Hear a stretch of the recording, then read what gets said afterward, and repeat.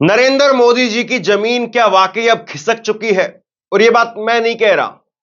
India today के एक सर्वे ने बीजेपी की उल्टी गिनती शुरू करने की मोहर लगा दी। और जिस चीज को राहुल गांधी जोर शोर से उछाल रहे हैं, जिस चीज को राहुल गांधी जोर शोर से उठा रहे हैं, अब उस पर ठप्पा लगाने का काम किया है इंडिया टुडे यानी आज तक के सर्वे ने। सबसे बड़ा सवाल यह है कि इसी प्रकार के सर्वे के सहारे बीजेपी ने अपनी सरकार यहां तक लेकर के आए, क्योंकि 400 पार की बात कर। लेकिन अब वो सर्वे भी अगर बीजेपी के एजेंडे के खिलाफ जा रहे हैं या बीजेपी को नुकसान पहुंचाने की या नुकसान पहुंचाते हुए बात दिखाने के काम कर रहे हैं, तो आप सोचिए कि जमीन पर क्या स्थिति हो।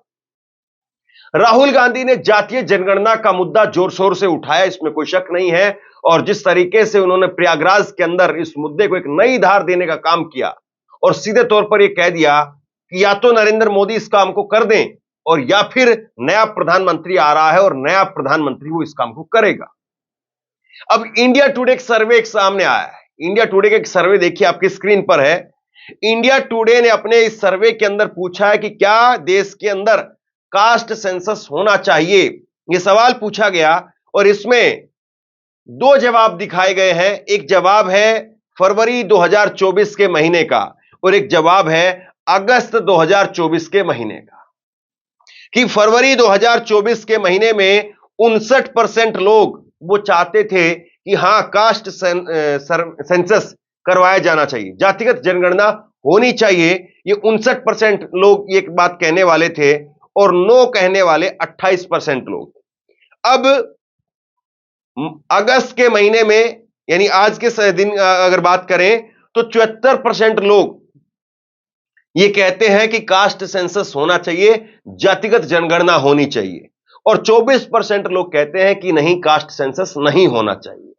24% से तो सरकार बनती नहीं है, सरकार तो 74% से बनती है। और अगर मान भी ले कि 5-10% का तो कुछ न कुछ इस सर्वे में हो सकता है कि चीनी मीठा जो है वो एडजस्ट करने की कोशिश भी की गई होगी कि 85%, 80%, 90% लोग अगर इसमें दिखा देंगे तो मोदी जी के लिए बड़ी भारी समस्या खड़ी हो जाएगी। तो अब सवाल यह है कि इंडिया टुडे का सर्वे जो आज मोहर लगा रहा है, क्या सरकार उसको भी सुन रही है या उसको भी नहीं सुनेगी? और इंडिया टुडे के सर्वे को आप क्या कहेंगे कि आज क्या इंडिया टुडे राहुल गांधी की तरफ हो गया है, कांग्रेस पार्टी की तरफ हो गया है? आज तक चैनल अब वो मोदी के लिए नहीं बल्कि राहुल गांधी के लिए बैटिंग कर रहा है? या तो आप ये बात कहिए, या फिर वाकई ये माना जाए कि देश के अंदर हवा बदल चुकी है। राहुल गांधी ने इसी इंडिया टुडे के सर्वे को लेकर के अभी एक ट्वीट किया है। राहुल गांधी ने इसको लेकर के लिखा, मोदी जी अगर आप जातिगत जनगणना को रोकने के बारे में सोच रहे हैं तो आप सपना देख रहे हैं। कोई शक्ति अब इसे रोक नहीं सकती है। हिंदुस्तान का ऑर्डर आ चुका है। जल्द ही 90% भारतीय जातिगत जनगणना का समर्थन और मांग करेंगे। ऑर्डर अभी लागू कीजिए या आप अगले प्रधानमंत्री को यह करते हुए देखेंगे। तो एक ऐसे बटन पर जाकर के राहुल गांधी हाथ लगा रहे हैं जहां से सीधे तौर पर करंट सीधा मोदी तक जा रहा है। राहुल गांधी कह रहे हैं कि भाई या तो आप कर दीजिए, 90% लोग इस देश के 90% लोग, और 90 और 74 में ज्यादा अंतर नहीं है। आज तक का अगर ओपिनियन पोल, आज तक का अगर सर्वे ये कह रहा है, इंडिया टुडे का सर्वे ये कह रहा है कि 74% लोग हैं, तो लोग मान करके चलते हैं कि 5-10% का तो इन्होंने अपनी तरफ से एडजस्ट भी किया होगा। तो यानी अगर मान करके चले कि 80-85% लोग जिस बात को कह रहे हैं, क्या कोई सरकार उस बात को दरकिनार करके आगे बढ़ सकती है? और क्या वाकई नरेंद्र मोदी ये खुद ये काम करके अपना काम जो है वो चला सकते हैं या फिर अगले प्रधानमंत्री, नए प्रधानमंत्री को ये काम करते हुए देखेंगे? राहुल यहां पर ये डंका पीट रहे हैं। मोदी जी के सामने सवाल जो है राहुल ने उठा दिया है। कांग्रेस ने लिखा है कि मूड ऑफ द नेशन सर्वे में देश के मन की बात सामने आ गई। हर बीतते वक्त के साथ में जातिगत जनगणना की मांग बढ़ती जा रही है। अब 74% लोगों का कहना है कि जातिगत जनगणना होनी ही चाहिए। समाज में किसकी कितनी आबादी है, इस सवाल के जवाब से ही सबकी भागीदारी सुनिश्चित की जा सकती है। देश के लोगों का साफ संदेश है, जातिगत जनगणना करो, हमारा हक दो। अब बीजेपी इसको लेकर के दलीप मंडल जैसे लोगों को मैदान में उतार रही है, प्रशांत किशोर को मैदान में उतार रही है, या प्रशांत किशोर या दलीप मंडल अपने से कह रहे हैं। मैं इसलिए ये बात कह रहा हूं क्योंकि कई सारे लोग अब ऑफिशियली बीजेपी में जा चुके हैं, कई सारे लोगों के ऑफिशियली बीजेपी में जाने की प्रक्रिया जारी है। खैर, प्रशांत किशोर का भी आज बिहार के अंदर से बयान आया है। प्रशांत किशोर से सवाल पूछा गया कि राहुल गांधी जातिगत जनगणना की बात कर रहे हैं, तो प्रशांत किशोर ने कहा कि जातिगत जनगणना से होने वाला क्या है? बिहार के अंदर तो जातिगत जनगणना हो गई है, क्या बिहार की गरीबी दूर हो गई? ये सवाल उन्होंने पूछा। बात तो सही लगती है, लेकिन बात यह भी तो है कि बिहार में पावर में कौन है? और दूसरी बड़ी बात, क्या स्टेट लेवल पर यह संभव है कि बिहार जैसे राज्य में आप गरीबी को दूर कर पाए? जो राज्य खुद गरीबी की श्रेणी में है, जो राज्य खुद विशेष राज्य का दर्जा मांगने की बार बार बात कहता है, वो राज्य क्या अपने संसाधनों के बलबूते पर अपने राज्य की गरीबी को दूर कर सकता है? इसके लिए तो निसंदेह फिर मोदी के कंधे की जरूरत है और मोदी को ही आगे आना चाहिए। लेकिन अगर मोदी आगे आते हैं तो फिर बाकी के राज्य क्या करेंगे? राहुल ने इसको लेकर क्या सुबह लिखा कि जातिगत जनगणना सामाजिक न्याय के लिए नीतिगत ढांचा तैयार करने का आधार है। संविधान के हर भारतीय को न्याय और बराबरी का अधिकार देता है, लेकिन कड़वी सच्चाई है कि देश की जनसंख्या के 90% के लिए न तो अवसर है, न ही तरक्की में उनकी भागीदारी है। 90% बहुजन, दलित, आदिवासी, ओबीसी, अल्पसंख्यक और गरीब सामान्य वर्ग के वो मेहनतकश और हुनरमंद लोग हैं जिनके अवसरों से वंचित होने के कारण देश की क्षमता का पूरा उपयोग नहीं हो पा रहा है। यह स्थिति वैसी ही है जैसे 10 सिलेंडर के इंजन को सिर्फ 1 सिलेंडर से चलाया जा रहा है, नौ का प्रयोग नहीं किया गया। संविधान द्वारा तय लक्ष्यों को वास्तविकता में पूरा हासिल करने के लिए जातिगत जनगणना मार्गदर्शन देगी। जातिगत जनगणना से सिर्फ जनसंख्या की गिनती भर नहीं होगी, समाज का एक्सरे सामने आएगा। यह पता चल पाएगा कि देश के संसाधनों का वितरण कैसा है और कौन से वर्ग हैं जो प्रतिनिधित्व से छूट गए हैं। जातिगत जनगणना का आंकड़ा लंबे समय से अटके मुद्दों पर नीति बनाने में मदद करेगा। उदाहरण के लिए, सटीक आंकड़े सामने आने के बाद आरक्षण की 50% की सीमा को रिवाइज किया जा सकता है, ताकि सबको सरकारी संस्थानों और शिक्षा में उचित न्यायपूर्ण प्रतिनिधित्व मिल सके। जनता ने अपना ऑर्डर दे दिया है। देश की सामाजिक आर्थिक जनगणना तो होकर के ही रहेगी। नरेंद्र मोदी को जनता की बात सुन करके जातिगत जनगणना करवानी ही होगी। अगर वह खुद नहीं करेंगे तो अगले प्रधानमंत्री को करते हुए देखेंगे। जनता से ऑर्डर आ गया है, प्रधानमंत्री जी को यह बात एक्सेप्ट कर देनी चाहिए और ऑर्डर लागू कर देना चाहिए, और अगर नहीं करेंगे तो फिर दूसरे प्रधानमंत्री करेंगे। मैं यहां क्लियरली कहना चाहता हूं, जाति जनगणना से सिर्फ आबादी पता लगे, वो बहुत जरूरी कदम है, क्योंकि भागीदारी से पहले आबादी के बारे में पता होना पड़ेगा, क्योंकि भागीदारी तक हम बिना आबादी के तो पहुंच ही नहीं सकते। मगर आबादी लास्ट कदम नहीं है। मेरा विजन है कि हिंदुस्तान में धन किस प्रकार से बांटा जा रहा है, ओबीसी के हाथ में कितना है, दलितों के हाथ में कितना है, पहली बात। दूसरी बात, हिंदुस्तान के जो इंस्टीट्यूशंस हैं, ब्यूरोक्रेसी हो, जुडिशरी हो, मीडिया हो, इसमें इन लोगों की कितनी भागीदारी।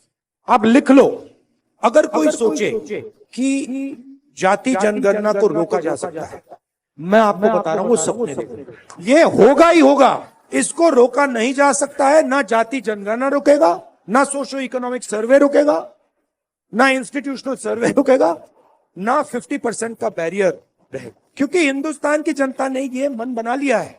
ऑर्डर आ गया है, जनता से ऑर्डर आ गया है।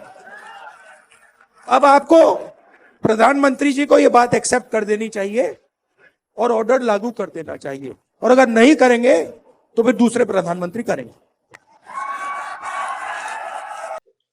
राहुल गांधी ने इस मुद्दे को पकड़ लिया है, और राहुल गांधी के इस मुद्दे की काट बीजेपी के पास में नहीं है, क्योंकि बीजेपी तो अपने आप को नरेंद्र मोदी को लगातार पेश करती रही है गरीबों के मसीहा के तौर पर और सबसे बड़े ओबीसी नेता के तौर पर। और ऐसे में ओबीसी की सबसे ज्यादा भागीदारी क्या वाकई मिल पा रही है, या ओबीसी की सबसे ज्यादा संख्या है उसके बावजूद हिस्सेदारी ओबीसी को नहीं मिल पा रही? सवाल अब यह है कि नरेंद्र मोदी जो 10 साल सत्ता में रहे और अब 11वीं साल वो सत्ता के अंदर है, क्या वाकई नरेंद्र मोदी इस मुद्दे पर अपनी राय स्पष्ट कर पाएंगे? वैसे वो यू टर्न आजकल खूब ले रहे हैं, तो क्या एक बार फिर से उनको जनता के लिए नहीं पलट जाना चाहिए? और जब आप यू टर्न लेने ही लगे हैं तो एक बार और पलटी मारने में कोई गुरेज नहीं होना चाहिए। कल ही नरेंद्र मोदी ने 24 घंटे पहले नरेंद्र मोदी ने ओपीएस को लेकर के एक यू टर्न लिया। ओपीएस से पहले सरकार एनपीएस लेकर के आई थी और एनपीएस को सरकार खूब वाह वाह करके बता रही थी, लेकिन जैसे जैसे विरोध बढ़ने लगा सरकार ने इसको लेकर के ओपीएस पर जाना तो मुनासिब नहीं समझा, लेकिन यूपीएस सरकार लेकर के आ गई। नरेंद्र मोदी ने लिखा कि देश की प्रगति के लिए कठिन परिश्रम करने वाले सभी सरकारी कर्मचारियों पर हमें गर्व है। यूनिफाइड पेंशन स्कीम यूपीएस इन कर्मचारियों की गरिमा और आर्थिक सुरक्षा को सुनिश्चित करने वाली है। यह कदम उनके कल्याण और सुरक्षित भविष्य के लिए हमारी सरकार की प्रतिबद्धता को दर्शाता है। गजब बात यह है कि आपको यह काम, यह अद्भुत प्रतिबद्धता 10 साल के बाद में नजर आई। 10 साल से लगातार ओपीएस के कर्मचारी मांग करते रहे, और अगर आप इस बात को पूरा कर देते 2023 में या 2024 के शुरुआत में, तो सोचिए आज आपकी 240 होती या 240 से ऊपर होती। लेकिन खैर, कभी कभी नीचे आना भी अच्छा होता है। आपको जमीन दिखाई देने लगती है, आपको पता चलने लगता है कि हां, जमीन पर अब आपको उतरना पड़ेगा। अब आपने आपको नॉन बायोलॉजिकल ईश्वर के अवतार या ईश्वर के द्वारा भेजे गए आदमी बताकर के काम चला नहीं सकते हैं।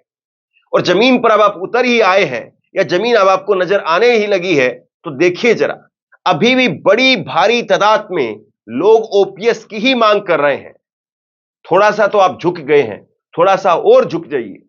कम से कम सीधे तौर पर ओपीएस की बात को ही मान लीजिए और कह दीजिए कि हां, एक गलती हुई जिसको हम सुधार कर रहे हैं। अगर आप सच्चे मन से गलती को मानेंगे तो देश की जनता तो वैसे भी इतनी उदार है, देश की जनता तो वैसे भी इतनी भोली है कि आपकी गलती को माफ करके हो सकता है कि आपको गले लगा ले। लेकिन क्या आप अपने आप को उतना बदल पाएंगे? सवाल यह है।